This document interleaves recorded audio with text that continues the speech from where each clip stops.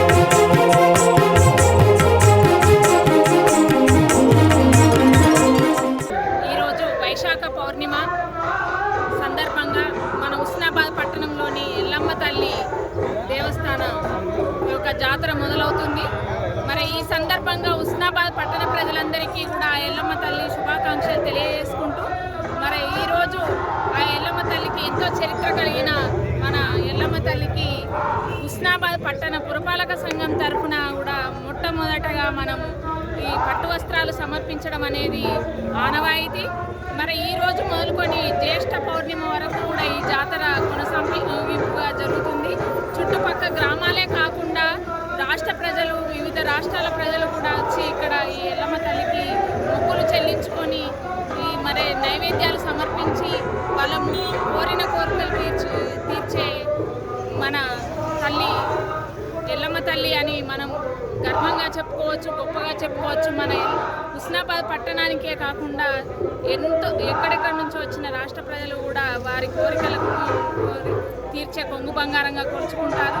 మరి అటువంటి మహిమగల తల్లిని మరి ఈ నెల రోజులు కూడా ఎంతో అంగరంగ వైభవంగా బోనాలతోటి, డప్పు చప్పుళ్ళతోటి మనం ఎంతోగానో ఆరాధిస్తాము. మరి ఆ తల్లి దయ వల్ల హుస్నాబాద్ పట్టణ ప్రజలందరూ కూడా పాడి పంటలతోటి, అష్టైశ్వర్యాలతోటి, ఆయుర ఆరోగ్యాలతోటి విలసిల్లాలని కోరుకుంటూ విశాఖ పౌర్ణమి సందర్భంగా శ్రీ అమ్మవారి రేణుక ఎల్లమ్మ జాతర ప్రారంభమైంది. ఉదయాన్నే గౌడ కులస్తుల ఇంటి నుండి ఘటముతో ఆలయ ప్రవేశం చేసి మరి శ్రీ అమ్మవారికి హుస్నాబాద్ మున్సిపాలిటీ వారిచే పట్టు వస్త్రాలు సమర్పించడం జరుగుతుంది. తర్వాత మరి అమ్మవారికి ఒడిబియ్యాలు పోయడము, తర్వాత అమ్మవారి దివ్య కళ్యాణ మహోత్సవం కూడా విశేషంగా జరిగింది. ఎక్కడ లేని విధంగా ఇక్కడ మరి గౌడ కులస్తులు ఈ రోజు కట్టినటువంటి భాషికాలు నెల రోజుల పాటు మరి అమ్మవారికి ఉంటాయి. జ్యేష్ఠ పౌర్ణమి రోజున మళ్ళీ భాషికాలు ఇవ్వడంతో జాతర ముగుస్తుంది. మరి ఈ నెల రోజులలో ముఖ్యంగా ఆది, మంగళ, శుక్రవారాలలో భక్తులు పెద్ద ఎత్తున తరలి వచ్చి అమ్మవారికి మొక్కుబడులు చెల్లించుకుంటారు. ముఖ్యంగా అమ్మవారికి ఉడిబియ్యం పోయడము, తర్వాత బోనాలు సమర్పించడము, తర్వాత పట్నాలు వేసుకొని బంధుమిత్రులలో మరి పండుగ చేసుకోవడం ఇక్కడ ఆనవాయితీగా వస్తుంది. ముఖ్యంగా అమ్మవారి దర్శనం చేతనే అమ్మవారు మరి దుష్ట శక్తుల బాలిట మహాకాళికగా కోరిన కోరికలు తీర్చే కొంగు బంగారంగా హుస్నాబాద్ ఎల్లమ్మ ప్రసిద్ధిగాంచింది. మరి పెద్ద ఎత్తున ఇప్పటికే భక్తులు తరలి వస్తున్నారు. మరి వారికి కూడా విశేషంగా ఆలయ చైర్మన్ గారు గ్రామ ప్రజలకు, హుస్నాబాద్ పట్టణ ప్రజలకు మరియు హుస్నాబాద్ మండలం మన ఎల్లమ్మ జాతర సందర్భంగా ఈ హుస్నాబాద్ పట్టణ ప్రజలందరికీ శుభాకాంక్షలు తెలుపుతున్నామని మనం చేస్తున్నాం. ఈరోజు హుస్నాబాద్ పట్టణంలో ఎంతో చరిత్ర ఉన్న ఎల్లమ్మ గుడికి సంబంధించి గట్టిగా బ్రహ్మాండమైన ఇవాళ పూజా కార్యక్రమం ప్రారంభం జరిగింది. దీనికి సంబంధించి పట్టణ ప్రజలు ఎంతో ఉత్సాహంతో పాల్గొనడం జరిగింది. ఈ సందర్భంగా హుస్నాబాద్ పట్టణ ప్రజలకు, హుస్నాబాద్ నియోజకవర్గ ప్రజలకు మా ఎల్లమ్మ తల్లి ఆశీర్వాదాలు అందరికీ ఉండాలి. మంచి వర్షాలు పడాలి, మంచిగా పంటలు పండాలి, అందరూ మంచిగా ఆర్థికంగా మంచిగా ఎదగాలని మా కన్ను గీత కార్మిక సంఘాల పక్షాన మేము కోరుకుంటున్నాం.